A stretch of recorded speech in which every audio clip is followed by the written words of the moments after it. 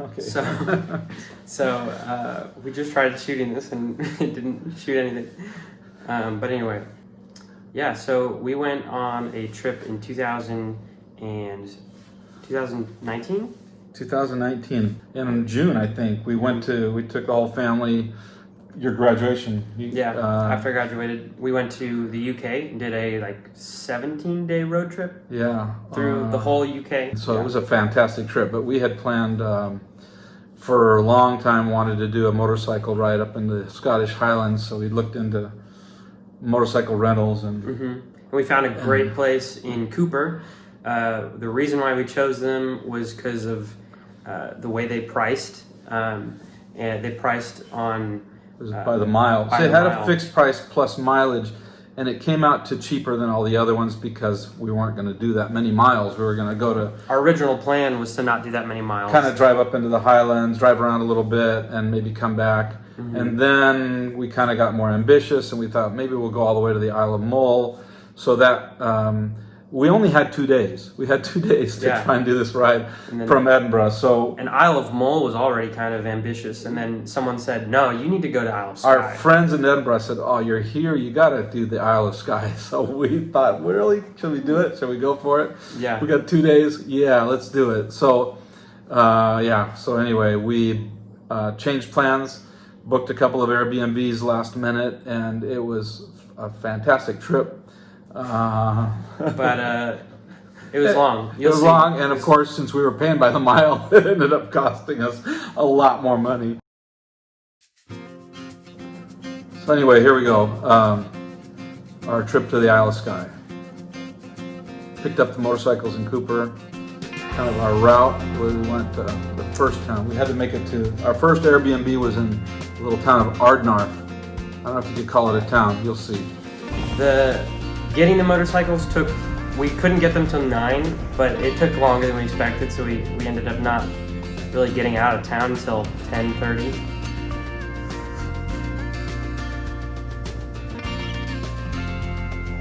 Here's Loch Lomond. Yeah, Loch Lomond. Loch Lomond, and we are maybe halfway to Glencoe from Cooper. Maybe a little farther. So that was not Loch Lomond. that was Loch Earn. Anyway, that's how prepared we were for this change of plans. We did not know where we were going that really, but... And we had good rain gear. Well, we had good upper rain gear on, and we had rain gear pants, but we thought, it's such nice weather. We'll just wait. When we need to put them on, we'll put them on. Well, it was a bit of a mistake. We kind of got soaked before we got a chance to stop and put our rain pants on. Yeah, that is the first drop right there. But just have your rain gear on if you do this trip. Just always have it on. Overall, though, we had phenomenal weather. We just had very little rain. We got rained on maybe 2 or 3 times in the 2 days, and it wasn't bad. It wasn't that bad. And this was in June. So we just stopped in the town. I don't know what town this is. Where are we? We're not quite to Glencoe. Oh, what is this? I don't even know. I think we got a little ways to go still. The Green Boot? The Green Welly stop? I don't know. It's interesting. Yeah, let's go in. So we stopped there and got coffee, right? We got coffee. The Green Welly. We use the restrooms. Yeah, if you look up the Green Welly and Google it, it's I guess a pretty popular stop there for motorcyclists and tourists. Yeah, right on the way to Glencoe, which is kind of the famous part of this ride. We gotta get someone to take our picture. Woo! Quite an amazing time.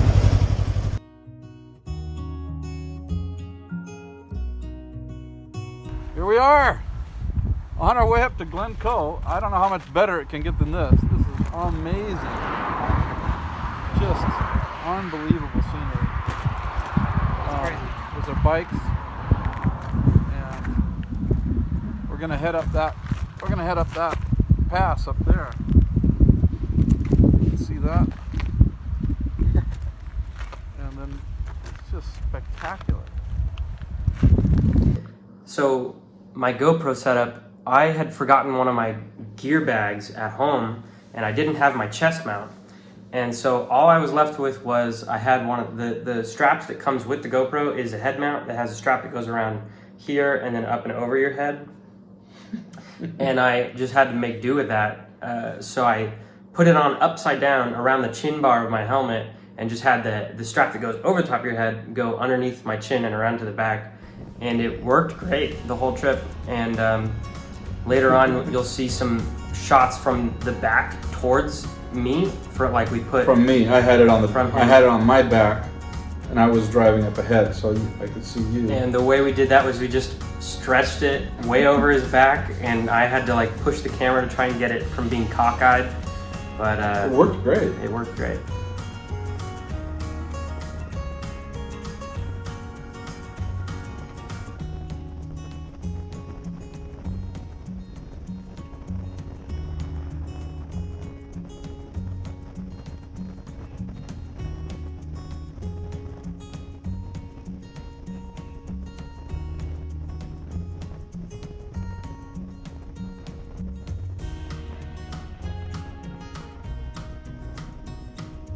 So now we're getting down into Glencoe. Oh, right here. I was pointing something out. I hit the kill switch. Yeah. Didn't know what happened. Lost power. So I pulled the clutch in, and I'm just cruising with the clutch, and then trying to figure out what happened. There, I noticed the kill switch. Flipped it, hit the start, and then just started going again. But Yeah, that was fun. This is probably this is what one of the most iconic scenes here. Just, yeah. I don't know what this actual mountain is called, but it's beautiful. Well, we got Yeah. a left. Obviously a popular spot. Trails you can hike off for miles. Of course, we had no time to do it because we had 2 days. That looked like he practically ran that guy over, but that's just because these GoPros are so. He really wasn't close to that guy. Yeah, I promise. You weren't. I wouldn't hit anyone. You made it look like you cut him off, but it really wasn't that. Yeah, we got some amazing panoramics from this trip, from this spot.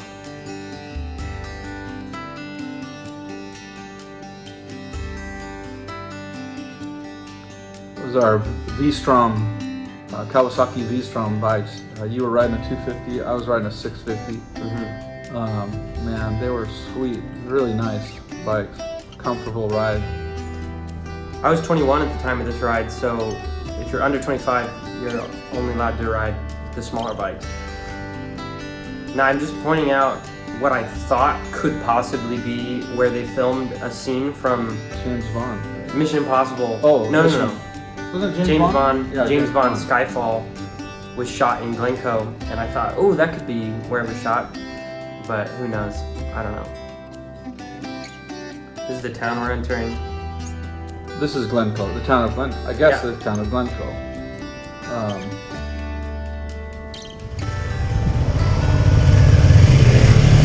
Yeah, this was the junction to turn north. I think this was the junction. Yeah, turn north toward Fort William. Yeah.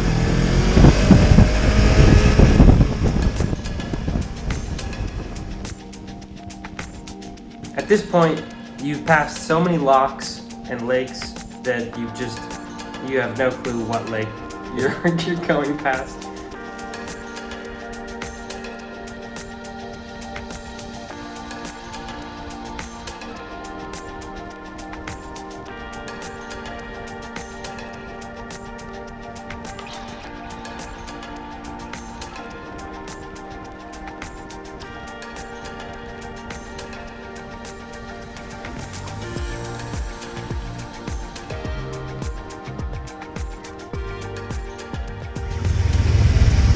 This is Loch Ness. This is Loch Ness, yeah. So Angle. We see a better place up ahead. Right there. Get it?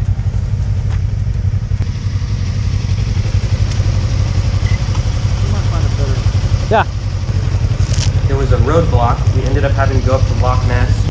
We weren't planning to go to Loch Ness. There's a cutoff at Inverness. I think the town is called Inverness. We were going to go cut west there, and it was blocked. So we had to go all the way up to Loch Ness, which was cool. At least we got to see Loch Ness and Nessie there. Yeah. Anyway,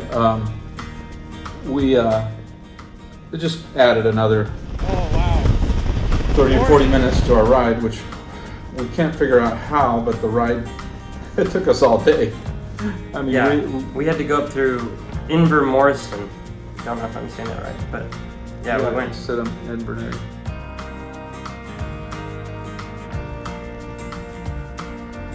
Invergary was where we were going to turn. Oh, Invergary. Okay, yeah. We were going to turn to Invergary. It was blocked. So we had to go up to all the way Loch up. Ness. Yeah. This is where you spotted some bunch of big sheep or goats or something laying alongside the road, I think. Yeah, right here. Oh yeah, there they are. These big old goats of some type. We're going 53 miles an hour, and these goats are right there. That's crazy. Probably a very normal thing. Oh yeah.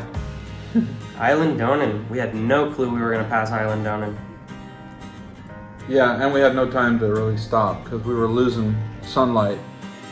But I happened to glance back with my head, caught these weird shots. So it's the famous castle Island Donan. You see lots of pictures of it.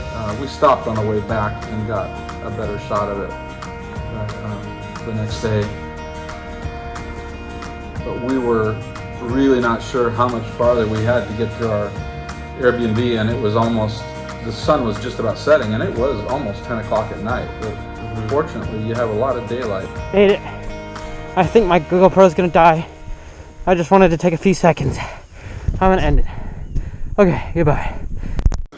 Here we are. We made it to Ardnarf, and my hands are shaking. It's so cold. Here's Evan making it to our home for the night. And it is, I think, 9:45 at night. Oh man, what a view. And this is where we ended up after the first day. It's amazing inlet. Close to the Isle of Skye. I think the Isle of Skye is actually, the Isle of Skye is right back behind me. And here's our accommodations, our Airbnb. Pretty cool. Pretty amazing.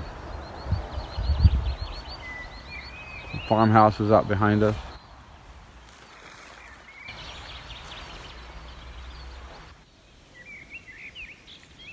That's the end of day one. And it was like it was a quarter to 10 p.m. and we had started around 10.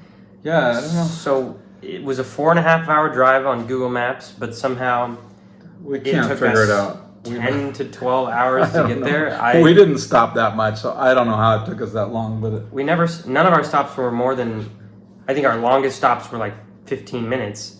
yeah, maybe 20 maybe minutes. a little bit more for lunch, but I don't even remember having lunch. yeah. Anyway, but that was the first day. I'll put a link for the second day's video, and where we actually get to the Isle of Skye and go around the Isle of Skye. So check that out if you want.